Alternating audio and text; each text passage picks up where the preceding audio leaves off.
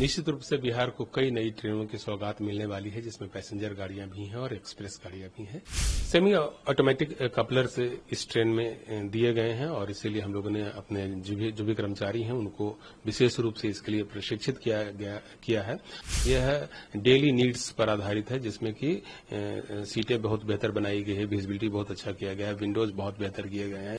बिहार में कई रेलवे लाइनें निर्माणाधीन हैं, उसमें से कुछ को माननीय प्रधानमंत्री जी द्वारा राष्ट्र को डेडिकेट किया जाएगा।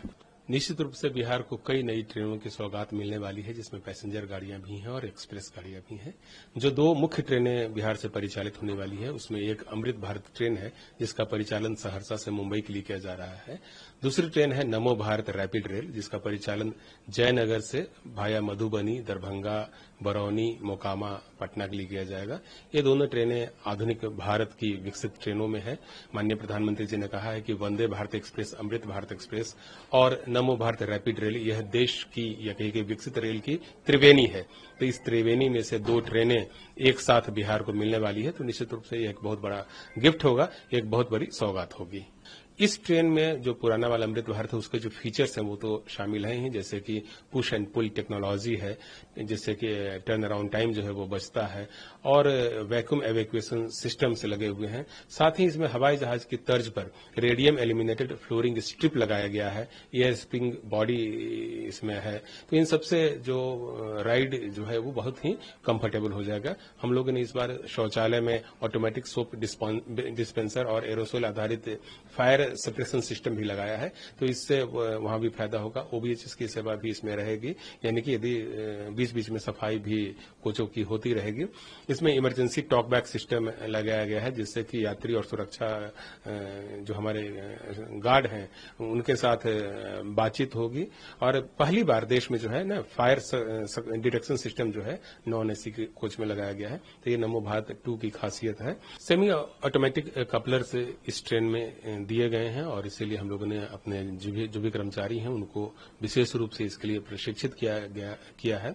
और पहली बार इस प्रकार के कपलर जो है वो पैसेंजर ट्रेन में हम लोगों ने इस्तेमाल किया है। तो इससे जो कंफर्ट लेवल, जो जर्नी के दौरान जो कंफर्ट्स हैं उसमें बढ़ोतरी होगी और सेफ्टी भी बेहतर होगा। सर, एक और जो ट्रेन का आप जिक्र कर रहे थे नमो भारत, इसकी क्या खास बात है और ये कहां से कहां तक चलाई जाएगी, इसकी स्पीड कितनी होगी?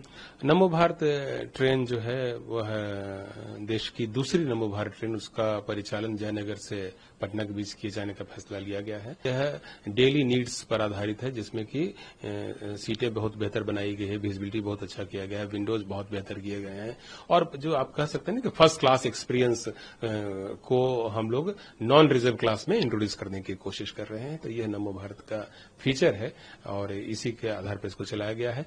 दूसरी ट्रेनें हैं उसमें भी इसी प्रकार के फीचर्स हैं, दिल्ली मेट्रो में या नमो भारत रैपिड रेल जो मेरठ से चलाई जाती है दिल्ली के लिए। बिहार में कई रेलवे लाइनें निर्माणाधीन हैं, उसमें से कुछ को माननीय प्रधानमंत्री जी द्वारा राष्ट्र को डेडिकेट किया जाएगा।